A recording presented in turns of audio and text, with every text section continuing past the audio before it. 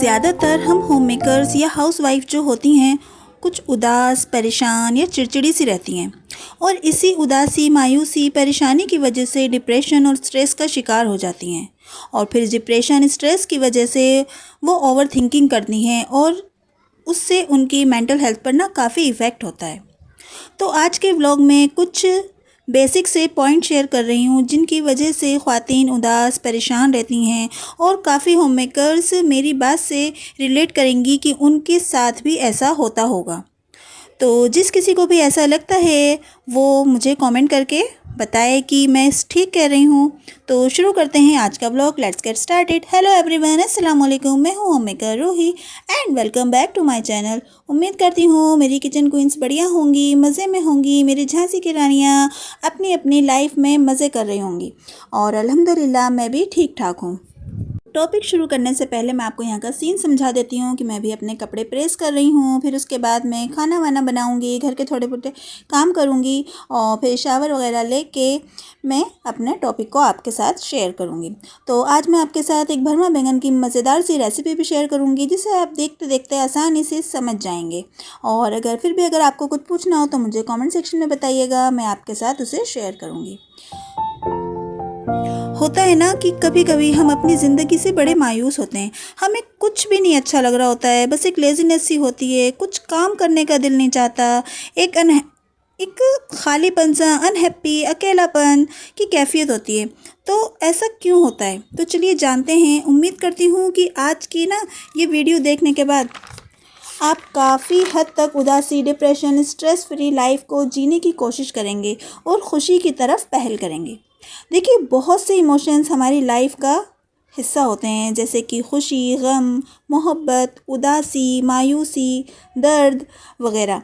इन सब फीलिंग्स के साथ साथ एक जज्बा हमारा ऐसा भी होता है जिसमें ना हमारा वजूद अकेलेपन का, खालीपन का, मायूसी का शिकार हो जाता है।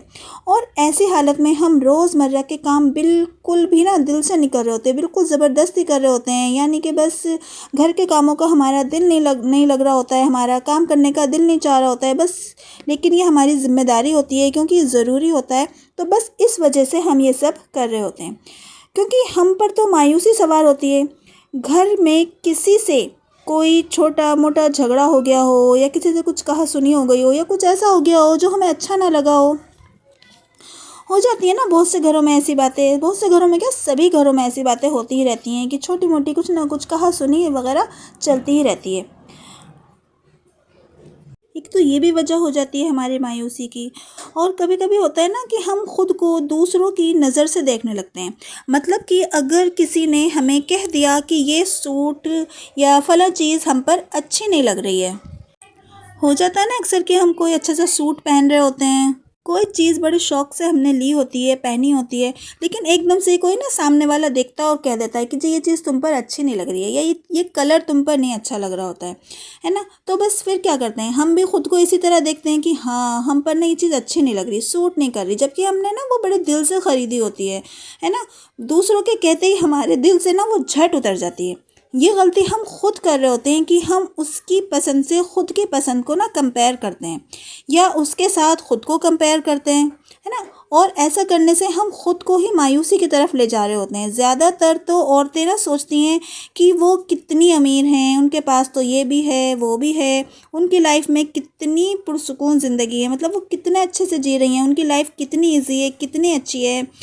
ये सारी बातें हमें खुद ब खुद अंदर से उदास और परेशान करती रहती हैं। हमें एहसासी कमतरी का एहसास दिलाती हैं कि हम उनसे कमतर हैं और हमारी लाइफ तो कुछ भी नहीं है इन सब बातों की वजह से ना हमारी घरेलू लाइफ भी काफ़ी इफ़ेक्ट होती है। मतलब हमारा माइंड जो है काफ़ी डिस्टर्ब रहने लगता है, बात बात पर हमें गुस्सा आता है, चिड़चिड़ापन हो जाता है, हमारी मेंटल हेल्थ भी ख़राब होती है ना। इतना सब चीज़ों का हम पर कितना बुरा असर पड़ने लग जाता है, वो भी जब हमारा इन सब चीज़ों से कोई मतलब ही नहीं है। हम क्यों किसी और की नज़र से ख़ुद को देखने लग जाते हैं, हम क्यों किसी और की पसंद की इतनी परवाह करने लग जाते हैं, दूसरे के साथ अपने आप को इतना कंपेयर करने लग जाते हैं कि अपनी खुशी को, अपनी पसंद को, नापसंद को, सब चीज़ को एक साइड कर देते हैं बस इस इस दौड़ में शामिल हो जाते हैं कि हमें वही करना है जो सामने वाला करना है या फिर हमें वही चाहिए जो दूसरे के पास है। देखिए, ये सब चीज़ें जो है ना, ये हमारे जब माइंड में आती हैं तो ज़ाहिर सी बात है कि हमें तो डिप्रेशन की तरफ जाना ही जाना है। तो इस सब चीज़ के लिए ना हमें ख़ुद को काफ़ी मजबूत बनाना होगा। हमें खुद से खुद की ही ये बात मनवानी होगी कि हमें दूसरे की बात की परवाह नहीं करनी है। हमें दूसरों की फ़िक्र को एक साइड रख देना है। जब ही हम कहीं जाके ना अपनी मेंटल हेल्थ को ठीक कर पाएंगे या अपने घर पर, अपने घर वालों पर सही से ध्यान दे पाएंगे। क्योंकि देखिए, आप कितने भी अच्छे हैं ना, दूसरे तो फिर भी ना आपके अंदर कहीं ना कहीं कोई ना कोई कमी निकाल ही लेंगे। चाहे आप कितने भी अच्छे क्यों ना हो, सबके लिए कितना भी अच्छा क्यों ना करते हो, लेकिन वो फिर भी कुछ ना आपके अंदर कुछ ना कुछ कमी निकाल लेंगे और आपको एहसास कमतरी का एहसास दिलाते रहेंगे। और वो दिलाते रहेंगे और आप करते रहेंगे। तो इस कराते और करते के बीच में जो है ना, वो आप हैं, वो खुद हैं आप। अगर आप चाहें तो इसको यहाँ पर ब्रेक लगा सकते हैं, इसको स्टॉप कर सकते हैं कि आपको ये सब नहीं सोचना है। वो एक बार कहेगा, दो बार कहेगा, आप भी वही पहनिए, वही करिए जो आपका दिल चाह रहा हो। क्यों, आपके कहने से उसने अपनी पसंद छोड़ दी क्या? नहीं ना। तो फिर आप क्यों छोड़ रहे हैं उसकी वजह से अपनी पसंद को? आप जो लेकर आए आप पहने, आपका जो दिल चाह रहा है आप वो खाएं। दूसरे के कहने से आप इतना इफेक्ट क्यों हो रहे हैं? आप इसलिए हो रहे हैं ना क्योंकि आपको भी वाहवाही चाहिए होती है कि जी हमने कहा और इसने मान लिया। आप इस वाहवाही के चक्कर में ना अपनी हेल्थ को, अपनी सब चीज़ को ख़राब कर लेंगे। बस इसके लिए ना आपको एक काम करना है, अपने अल्लाह पर यकीन रखें और जो है, जितना है उतने में ना खुश रहें। फिर देखिए आपकी लाइफ कितनी खूबसूरत हो जानी है।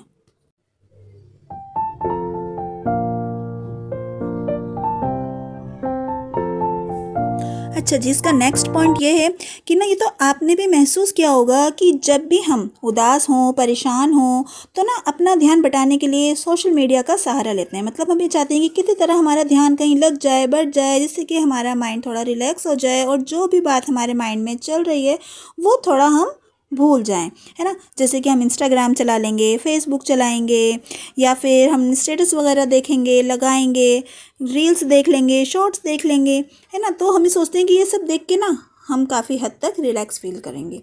इन सब चीज़ों से हम अपना कितना टाइम बर्बाद कर देते हैं, कितना टाइम बर्बाद हो जाता है और इसका असर उल्टा ही होता है। क्योंकि कभी कभी ना बहुत से लोग इस पर अलग अलग तरह के फ़ोटो लगाते हैं, वीडियो डालते हैं कि वो कितने खुश हैं, बताते हैं कि आज हम यहाँ घूमने गए, आज हम वहाँ खाना खाने गए। ये देखकर हम और भी ज़्यादा कंफ्यूज हो जाते हैं, और भी ज़्यादा इनसिक्योर का शिकार हो जाते हैं। मतलब हमारे अंदर जो है ना इतनी ज़्यादा इनसिक्योरिटी हो जाती है कि बस फिर तो ना और भी ज़्यादा हम उदासी की तरफ हो जाते हैं, और भी ज़्यादा डिप्रेशन हमारे ऊपर सवार हो जाता है।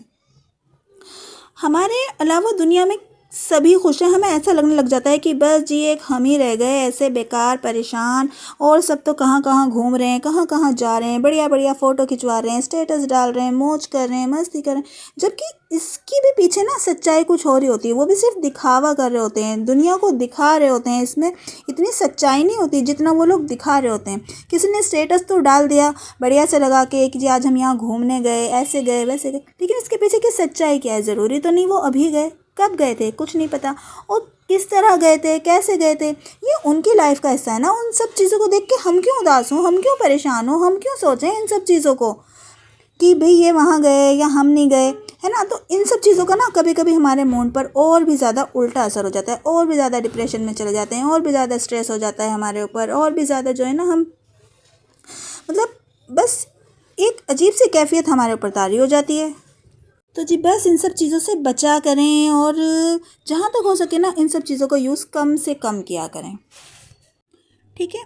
और इस फ़ोन की वजह से ना सब अपना अपना टाइम बस अलग अलग पास कर रहे होते हैं। मतलब कि कोई इधर बैठा है फ़ोन लिए हुए, कोई उधर बैठा है फ़ोन लिए हुए, एक दूसरे से तो जैसे ना किसी को कोई मतलब ही नहीं है। जैसे कि आपस में बैठकर एक दूसरे से अपने दिल की बात कहना, एक दूसरे से अपने खुशी गम को शेयर करना, जिससे काफ़ी हद तक ना हम रिलैक्स हो जाया करते थे। पहले क्या होता था, पहले यही तो होता था, सब बैठते थे साथ में, खाते पीते थे, हंसते बोलते थे, तो सबको एक दूसरे का ना सुख दुख सब पता होता था, सब एक दूसरे के साथ शेयर कर लेते थे। लेकिन अब तो जिसके पास जो टाइम होता है वो सारा टाइम फ़ोन में ही जा रहा होता है। कोई इंस्टा चला रहा है, कोई रील्स चला रहा है, कोई शॉर्ट्स चला रहा है, सारा टाइम उसमें ही चला जाना होता है। फैमिली टाइम तो जैसे ख़त्म ही होकर रह गया इस फ़ोन की वजह से। और इन जितनी चीज़ें ये बढ़ रही हैं, देखा जा रहा है कि उतने डिप्रेशन बढ़ रहे हैं, उतने ही लोग परेशान हो रहे हैं, उदास हो रहे हैं, उतने ही उनकी ज़िंदगियों में ना इन सब चीज़ों का बुरा से बुरा ही असर होता जा रहा है। फैमिली एक साथ होने के बावजूद भी ना सब अलग अलग होते हैं, मतलब कि सब घर पर तो होते हैं लेकिन बच्चे हैं वो अपने अलग अलग फ़ोन देख रहे हैं, कोई टीवी देख रहा है, हस्बैंड वाइफ हैं वो भी अलग अलग फ़ोन देख रहे हैं, मतलब उन्हें भी कोई एक दूसरे से मतलब नहीं होता है। जो भी टाइम होता है वो सब का सब टाइम जो है ये फ़ोन खा जाता है। मतलब ये समझ लीजिए कि बस इस फ़ोन की वजह से ना न जाने कितनी कलेशें घरों में बढ़ जाती हैं, कितनी परेशानियां घरों में बढ़ जाती हैं, लेकिन फिर भी ना ये फ़ोन जो है ना हमारे हाथों से नहीं छूट पाता।